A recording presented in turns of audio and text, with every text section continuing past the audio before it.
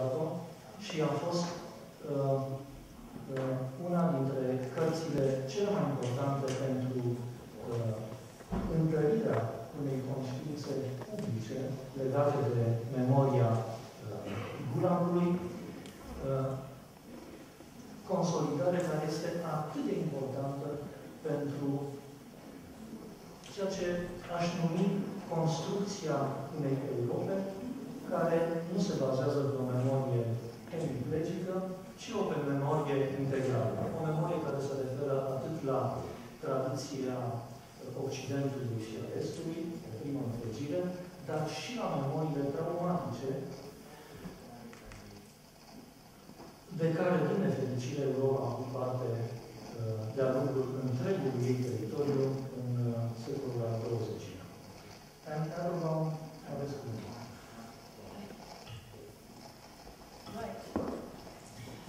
Thank you very much, and for those of you who have read the introduction to the book, you feel free to ask any questions from it if you want. I know it's only just come out today, so it's understandable if maybe you haven't managed to get through the whole thing by 6 o'clock.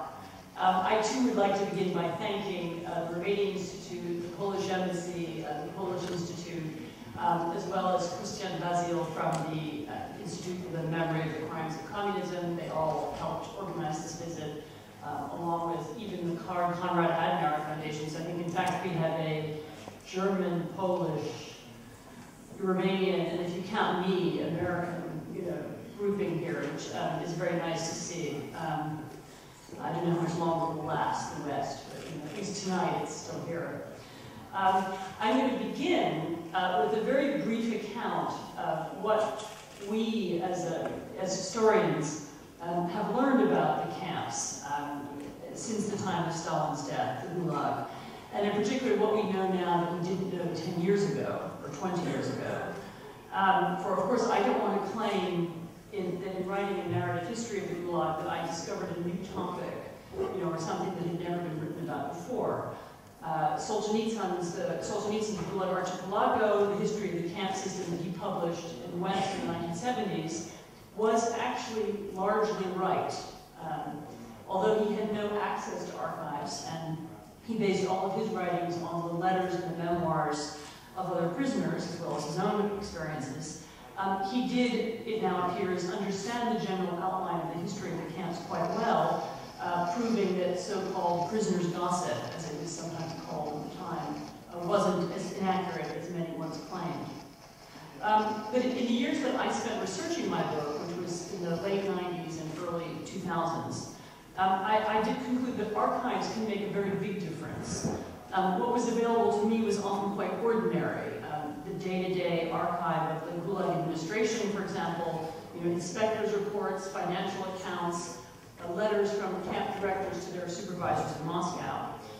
But when reading these documents, the full extent of the Gulag system and its importance to the Soviet economy does come much more sharply into focus. So we've always known, for example, that there were many camps. Thanks to archives, however, we now know that there were at least 476 camp systems, each one made up of hundreds and sometimes thousands of individual camps, or lagpunks, sometimes spread out over thousands of square miles of otherwise empty tundra. We know that the vast majority of prisoners in them were peasants and workers, and not the intellectuals who later wrote the memoirs. We know that, with a few exceptions, the camps were not constructed in order to kill people, because Stalin preferred to use firing squads when he conducted mass executions. Nevertheless, they were at times very lethal. Nearly a quarter of the Gulag's prisoners died during the war years. They were also very fluid. Prisoners left because they died, because they escaped, because they had short sentences, because they were being released into the Red Army, or because, as sometimes happened, they were promoted from prisoner to guard. There were also frequent amnesties for the old and the ill, and anyone else who was no longer useful to the forced labor system. But these releases were invariably followed by new waves of arrests, and sometimes the same people were arrested more than once. As a result, the numbers are hard to calculate, but between 1929, when they first became a mass phenomenon, in 1953, which is the year of Stalin's death, we can say now that some 18 million people passed through them.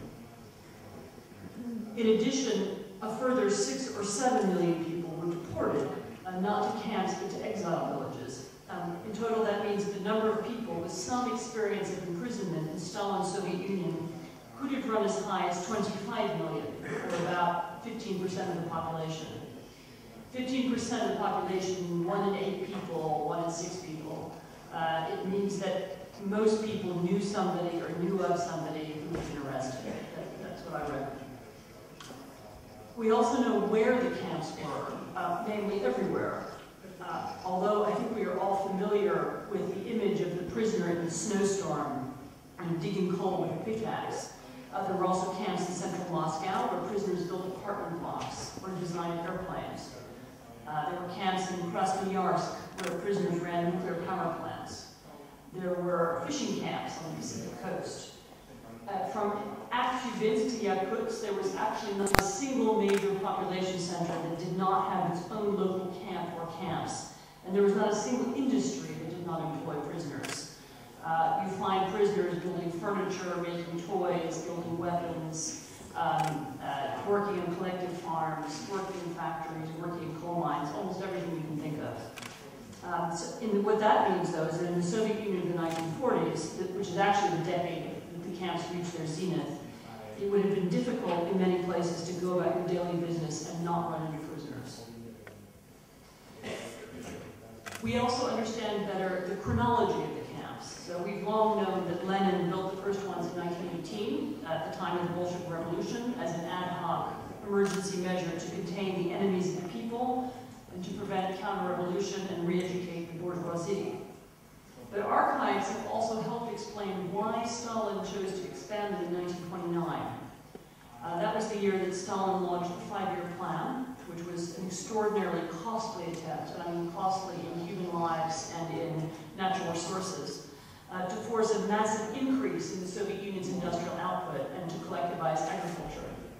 And this plan led to millions of arrests, both because of peasants who were forced off their land and who were imprisoned if they refused to go, workers who failed to keep up the requirements of the new industry. But it also led to an enormous labor shortage. Suddenly the Soviet Union found itself in need of coal, gas, and minerals, most of which could be found only in the far north of the country, and somebody had to go and get them. And so the decision was taken. The prisoners would be used to extract the minerals. This was the very beginning of the Gulag, of the larger Gulag. And to the secret policemen who were charged with carrying out the construction of the camps, this made sense, and there was a logic to it. And so here's how one of them, this is a quote from Alexei Loginov, who's the former deputy commander of Urilsk camps, north of the Arctic Circle. He justified the use of prisoner labor in a 1992 interview. He said, "If we had sent civilians, we would first have had to build houses for them to live in. And how could civilians live here? It's not a place where normal people would live. But with prisoners, it's easy. All you need is a barrack and a stove with a chimney, and they survive." And so this was, the Gulag was a creation of, the people were something like lumps of clay or pieces of coal. They were a piece that we need in order to make these industries work. And that's how the system was initially justified. And that's how it was talked about internally by the camp commanders, really from the beginning to the end. None of which is to say that the camps were not also intended to terrorize and subjugate the population. So yes, they had an economic purpose, but it's also true that prison and camp regimes were dictated in minute detail by Moscow, and they were openly designed to humiliate prisoners. So not only were the prisoners' belts, buttons, garters, and items of elastic taken away from them, they were also described as enemies, and they were forbidden, this is what I've always found interesting, they were forbidden to use the word comrade, even with one another, because only true Soviet citizens could use the word comrade. These kinds of measures contributed to the dehumanization of prisoners in the eyes of camp guards and bureaucrats, who therefore found it that much easier not to treat them as fellow citizens or even as human beings. The Gulag Gulag then was an enormous system containing hundreds of camps and millions of people. It became, particularly during the war, an enormous part of the Soviet economy. It was a living institution that every Soviet citizen would have known about and everyone would have feared. But if the Gulag played such a large part in the Soviet Union, and if historians now know so much about it, and they do now, why do most average Russians know so little? Now, I don't want to exaggerate. Not all Russian archives are closed, and not all Russian historians write about the glorious Soviet space program. Dotted around Russia, it is possible to find a handful of informal, semi-official, and private monuments to the Gulag and to the period of Stalinist terror, erected by a very wide variety of people and organizations, and sometimes in very out-of-the-way places. There's a lovely memorial to the multinational victims of the Gulag, including some names in Korean and Japanese, in the Siberian city of Syktyvkar, for example. And there's a very imposing monument in Magadan. And there's a prisoner's cemetery in Vorkuta. I've been to some of these places and I've seen these things. Nevertheless, from the perspective of Moscow, which is a city of huge war memorials and enormous buildings and vast public structures, these local initiatives do seem insufficient. And I would guess that the majority of Russians are not even aware of them. And this lack of memorials reflects something deeper as well. Although there was a lot of talk at the end of the 1980s about doing so, the Russian government never did put the perpetrators of torture or mass murder in the Stalinist era on trial, though there were at that time still some left. Nor were there any truth commissions either of the sort implemented in South Africa, and there was certainly nothing resembling the German Stiftung Aufarbeitung. With a few narrow exceptions, there were no official investigations, there were no government inquiries, there were no public apologies. Indeed, there's never been a formal legal acknowledgement of what happened at all.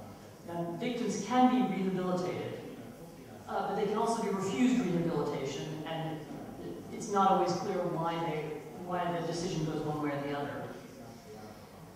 There are many reasons for this.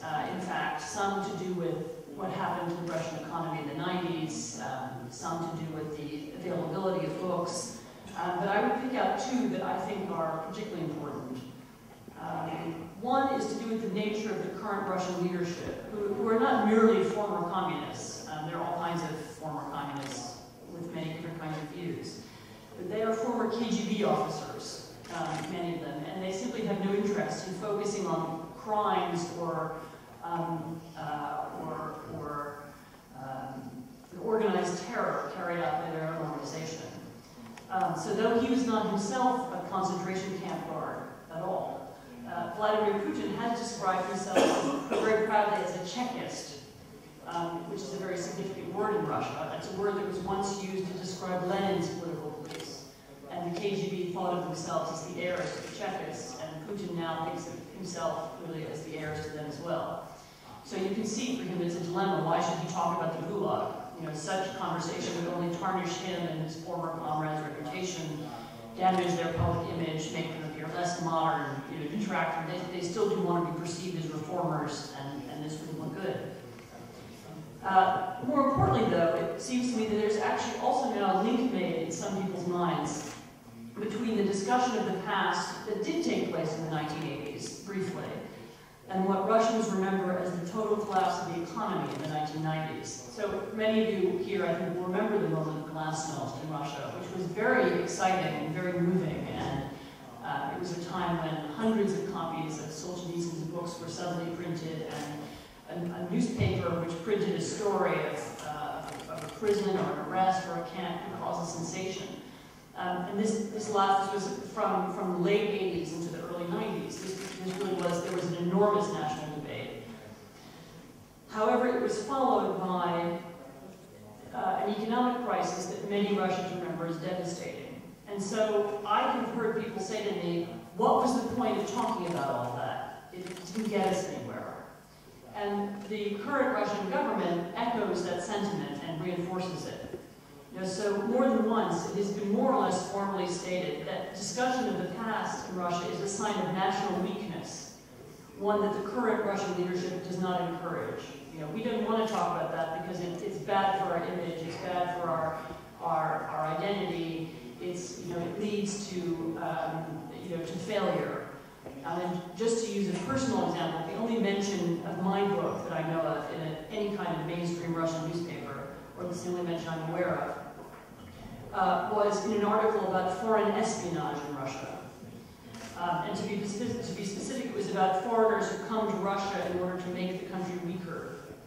You know, so book on a gulag is not a contribution to a popular debate in the public imagination. It's a kind of foreign attack on the Russian psyche. And I think that's how this history right now is understood in that context. I should say that it's not only the Gulag which is missing from the contemporary history in Russia as well. And I should stop here and explain that I too certainly share the belief that every country needs something to be proud of in its history. And Russia should not be an exception, and it need not be. Even leaving aside Russia's very real scientific and artistic and literary achievements, which are many. We are talking, after all, about the country which, for all practical purposes, invented the modern human rights movement. You know, the group of people who we once knew as the Russian dissidents were really the first to understand the ways in which small groups of people can put pressure on totalitarian governments. They were the first to understand how they could use international media and international institutions to call attention to human rights violations. And so if Russians are looking for heroes, there are quite a number of them in that piece of their history. You know, Andrei Sakharov, Vladimir Bukovsky, and Alexander Solzhenitsyn are just the beginning of what could be a very long list. But clearly, as those of you who know Russia will know, the authors of the dissident journals of the 1960s are not national heroes in today's Russia. On the contrary, most have been forgotten. It's very hard to find their books in Moscow bookshops. And indeed, you know, the Sakharov Institute, which was set up in the name of Andrei Sakharov, has had many legal and other kinds of troubles and difficulty surviving. Again, why should this be? Well, my guess is that it's once again related to the culture of the current leadership and to the regime's one and probably irrational, but nevertheless genuine fear. You know, so remember, the current elite's central goal is to maintain power and to keep hold of their personal fortunes. And the greatest threat to this power and money is not the West or NATO, but Western democracy rhetoric and the rhetoric of human rights. You know, Putin does not seriously fear Western military attack. It's impossible because we can hardly attack Libya. You know, so, but he does fear popular discontent. He fears public questioning of his and his ministers' personal wealth. He fears open criticism of the wars in Chechnya, and of course political demonstrations of the kind that created the Orange Revolution in Ukraine. You know, so of course it's not in his interest to celebrate the independent dissident movements of the past.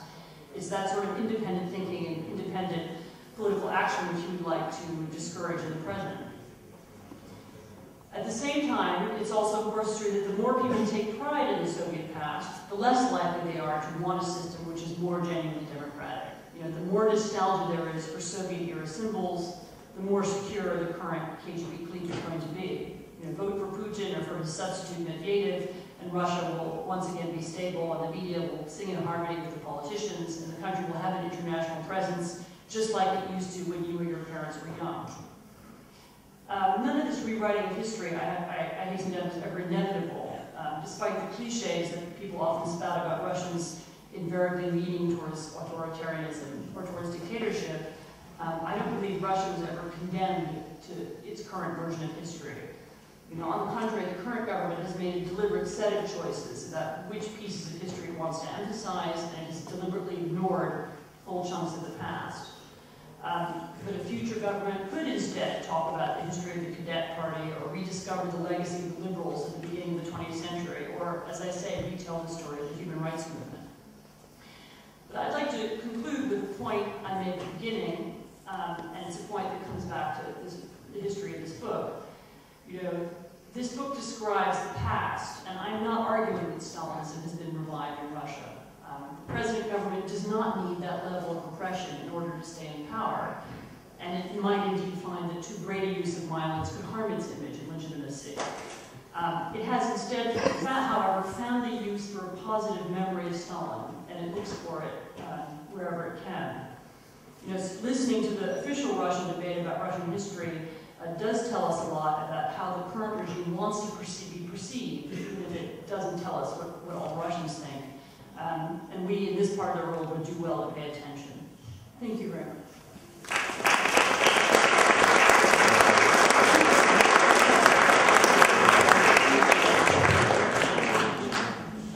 Mulțumesc. Se încumătă Gabriel Liiceanu sau mă lasă să pun două întrebări tehnice? Înainte să-i dau cuvântul lui Gabriel Liiceanu, v-aș adresa două întrebări tehnice, punctuale. A spus că sistemul de